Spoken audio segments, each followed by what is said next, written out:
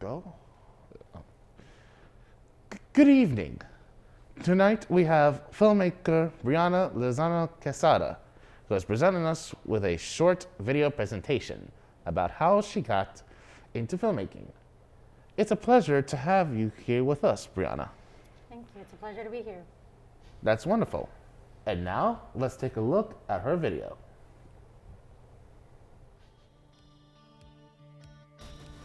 When I first got to high school, my freshman year, I was taking a photography class, and I just remember I knew I wanted to be a photographer. I wanted to do everything with a camera, take pictures of ants, flowers, everything.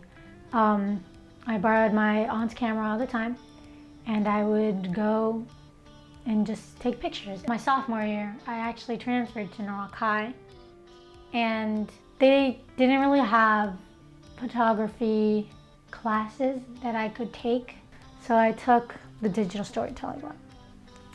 The following year, I actually continued in the DMCA program, and then of course I took film production, which was really what got me into film more than I was already interested into it.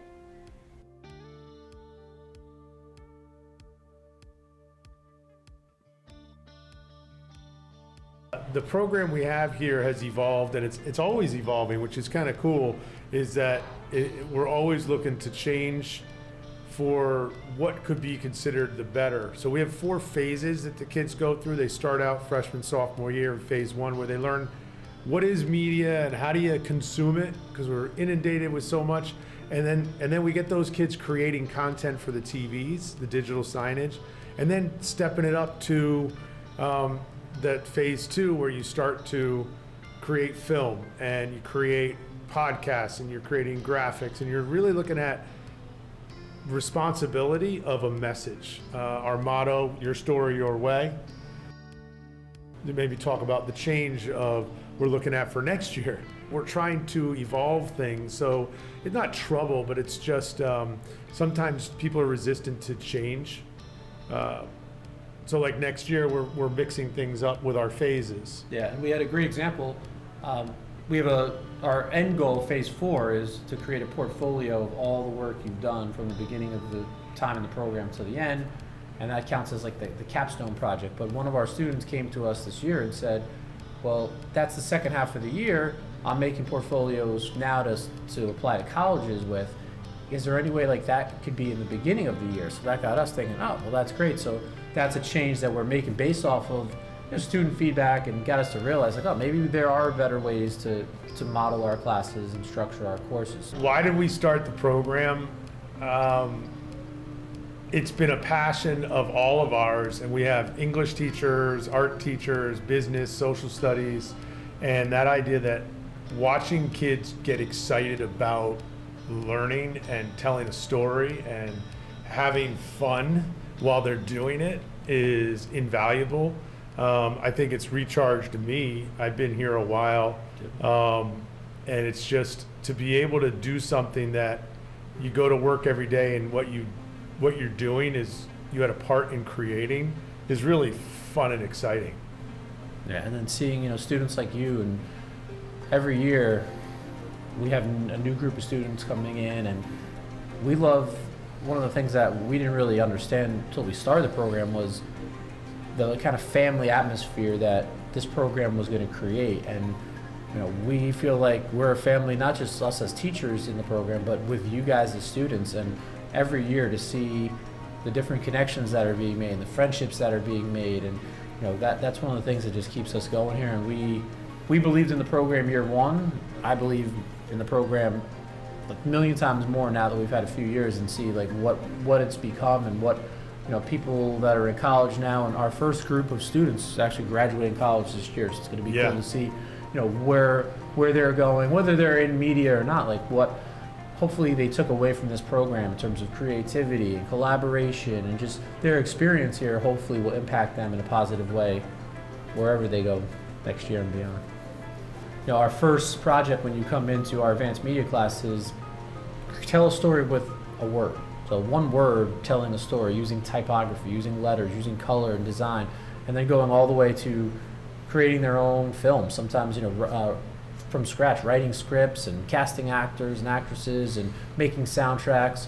So we really try to have a wide range of projects because there's a wide range of talents and learners and personalities, and our goal is we will have some that we make you do, but we love one of my favorite things is the passion project, and that's something that should be, like the name says, based on your passion. So you're using film, you're using audio, you're using graphic design to connect to something that you love. That's my hope, is that 10 years from now we can be sitting in the audience of some kid winning an award for a film. That would be great.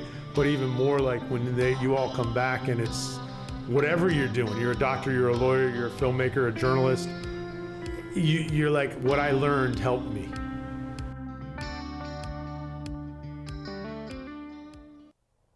That was excellent. Personally jealous and impressed at the same time. So, what was your experience at Newark High School like? For the most part, it was pretty nice. I was actually only there for 2 years because I transferred my freshman year, and I graduated in 11th grade. But for the most part, DMCA was the best part of my high school experience. So. Actually, like the sound of that. Would have preferred Newark High. Anyway, one question I would like to ask you and some of our viewers, and I would like to know is there a filmmaker that you look up to and take inspiration from? And if so, who? That's really hard because, there's like so many of them. I don't really have one particular, so I don't know. Oh. Personally, I would prefer Steven Spielberg. So, what were some of the films you saw growing up? I was that kind of person who just like saw everything, especially now, like, if I have any time, I'll just like binge watch movies that either I haven't seen before or like even my comfort movies. For like, there's this movie called Instructions Not Included, which is my favorite movie of all time. It's kind of sad at the end, but I totally recommend it. And I've watched that like a billion times, so. Instructions Not Included. I would have said Batteries Not Included for the sequel. So now, is there a story you're just aching to tell on film? And if so, what is it and why? Yes, but I won't like to describe it because then I want to keep a secret so nobody steals it. But basically, I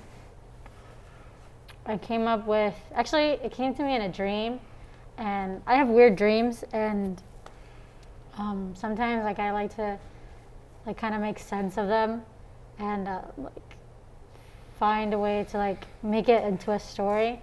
So a lot of those I still remember, and they would be pretty cool movies later on. So I kind of keep them in the back of my head for ideas later on. All right, always keep your secrets from anyone. Well, I'd like to take this opportunity to thank Brianna for joining with us and sharing her video with us, as we wish her all the best of luck. I'm Dan Joseph, and I hope you have a wonderful evening. Good night.